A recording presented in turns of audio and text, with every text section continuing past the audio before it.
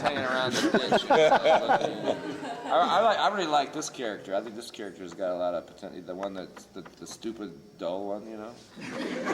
I like that as a contrast. I mean, I like that element. Who has the solution and in the has end. the solution. Yeah. And it's very good. I think you're doing some nice work. You know, you've got some nice. You have a knack for movement. And also, you Darth there with the Darth shirt. You know, I like your kind of face when you come out like this.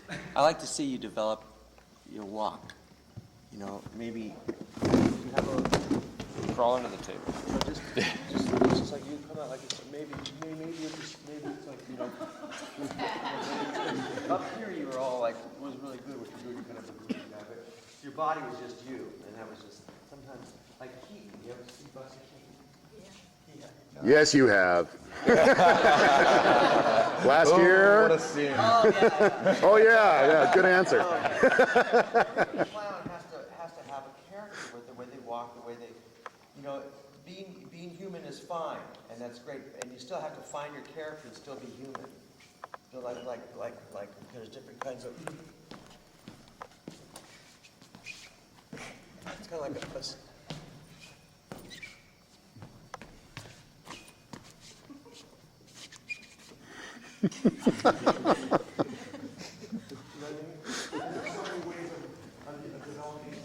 You know, walks.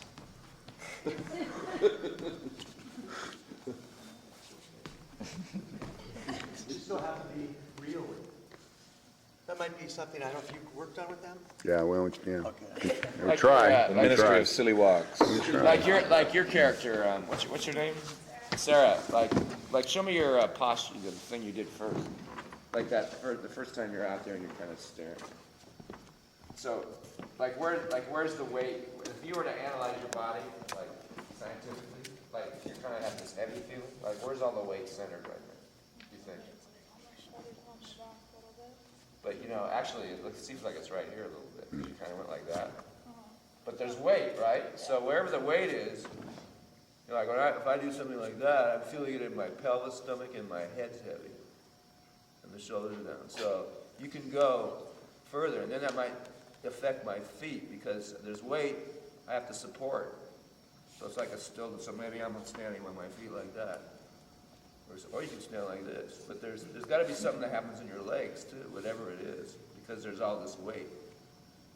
Okay, so you try it once. Try find where do you feel heavy and like accentuate that like a cartoon, you know?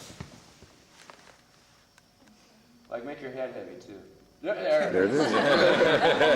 Then see how you're holding your arms? I think the arms are heavy too, so they might be back here because the gravity would make them go straight down. They wouldn't be out like this. So then if you hung that down, it'd feel like a weight right there. You felt this kind of thing.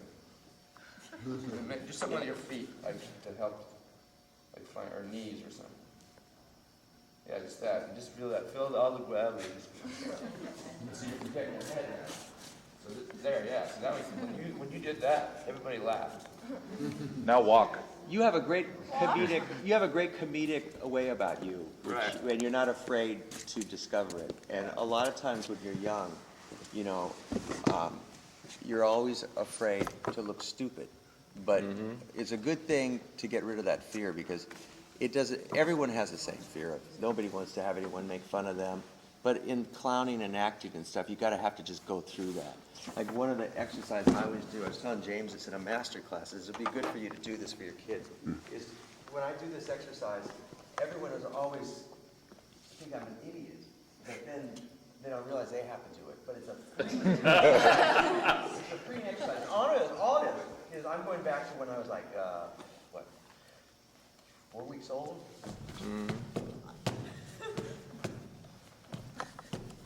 Hi. It's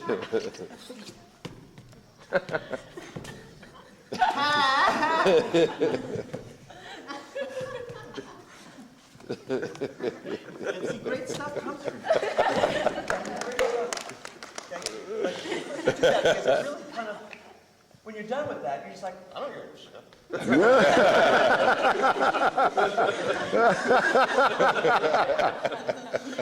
Yeah, one of the great things, I was actually thinking that reminded me when I was watching you, I was saying, one of the great things about doing this kind of art form at your age is that there's still some innocence in you.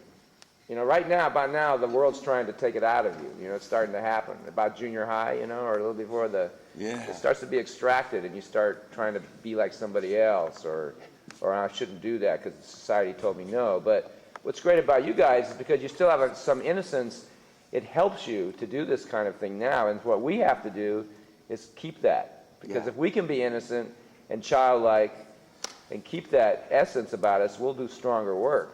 So you have to hold on to that. And that's the key. You know, it's like kids don't judge themselves. They just don't. They just do the thing, right? Yeah. So the adults are the ones that make them judge themselves. So, but that's the key to the great art. But then when they start getting even about 11, 12, they start acting like Exactly. this. You know. Okay. I don't care. I don't care. Yeah, you're right. I don't care. Right. Yeah. Yeah. So, yeah, he's right. You just got to let it go. But keep that. It's the wonderment. That was one of the great things about Sarah's piece, too, is I saw a child looking at the world. And she didn't care.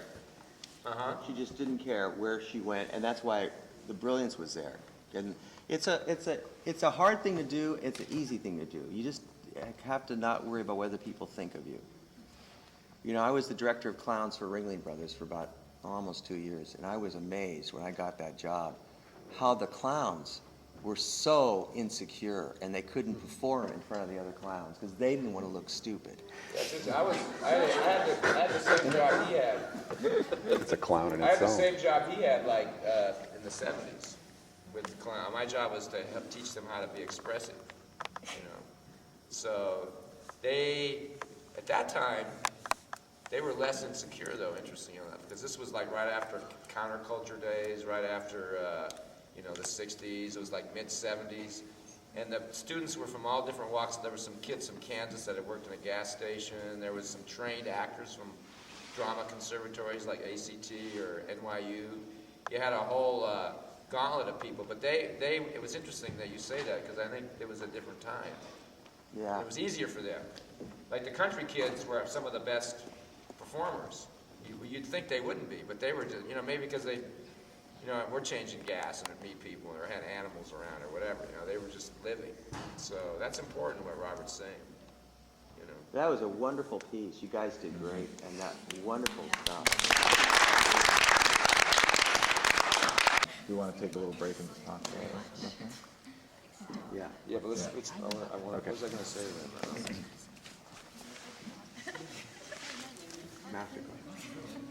Oh, so questions, and then maybe like we have 10 minutes or so. There's something that you would want to especially work on, because I was going to say Robert's going to do a workshop at 11:30, which will be incredible. But if there's something that we brought up here, because in the workshop there'll be other people, it won't be just you guys, you know. So this might be a time for you, like some of the things I said or Robert said, you might want to do an exercise or two that addresses some of these ideas, like place, or how much should you define something that's, you know, imaginary, or just, you know, anything.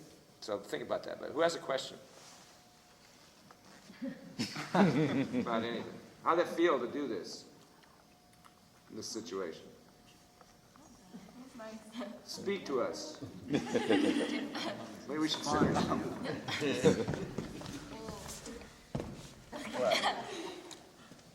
you were nervous it's nervous in the beginning, but then once you're doing it. Let's talk about nerves.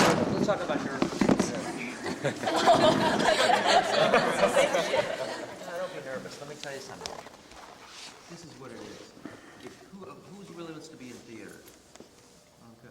Okay, I want to tell you something that took me years to learn. Your nerves that you feel when you perform are not nerves. You have to now look at it as adrenaline being released into your body as adrenaline. So don't think of it as nerves anymore. Think of it as excitement.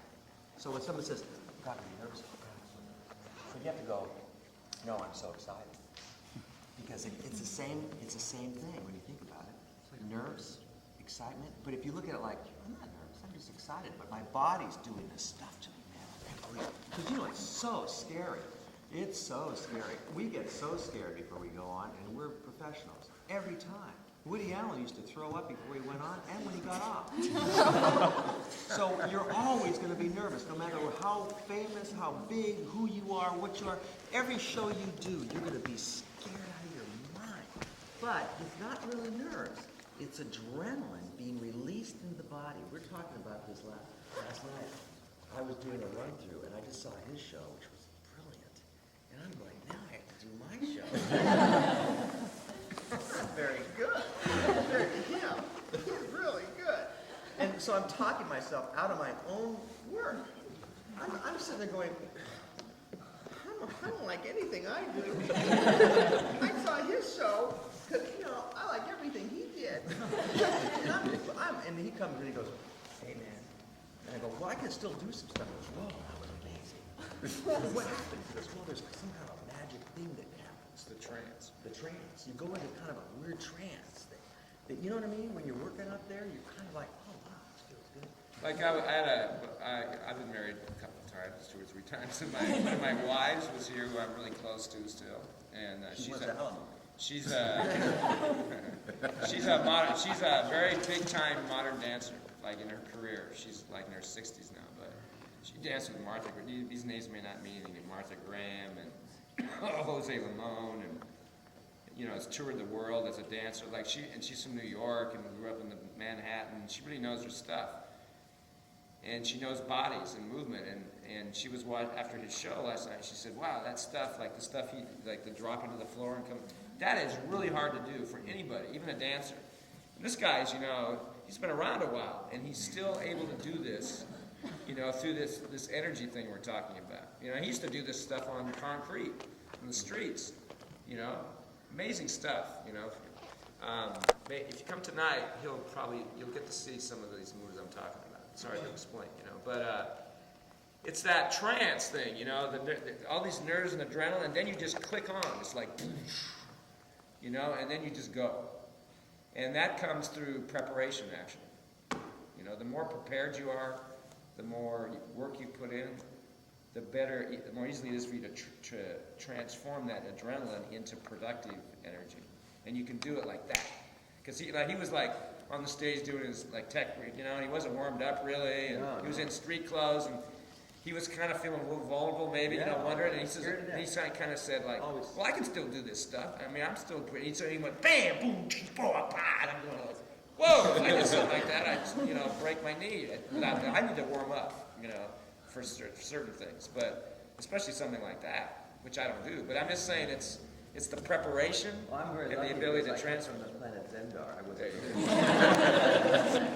I was born the same day that the aliens landed in Roswell, New Mexico, 1947. But you're always going to have that. Just want you to know, I'm going to give you that because it's always going to be there. You're always going to be scared out of your mind. You're always going to be like, oh God, there's things that are going to fall apart. Last night, my sister was in the audience, and all I'm thinking my sister's going, what an idiot. You know what? He thinks he's, and of course, it was all in my mind. She loves me, but I'm thinking my sister's out there going, I've seen this before. God, why did I drive all the way out here? You know. And also, you know, I know what you're thinking. Like for me, especially one thing that's always, I'm a competitive person. Not necessarily with other people, not necessarily. I mean, when I was an athlete, and I like competition. I like to test myself. It's not about conquering somebody or that kind of thing. It's about what can I do to test my own abilities? You know, so like you coming here today, it's like you're exploring and you're testing yourselves. It's the most magnificent thing there is. So every time you go out to perform, it's a rite of passage and a test. And you should love it. It's like, wow, I might fail. Like the great thing about theater is you fail all the time. You know, whether if you're an actor, you don't get picked on auditions all the time. But when we go out, even in our best shows, there's some moments that aren't going to be as tight as we wanted them to be. You know, and we have to just deal with that. And you go on to the next moment. You don't, you know, like maybe stand-up comedy is maybe one of the most difficult things there is. You know, you have to just keep going. Show we have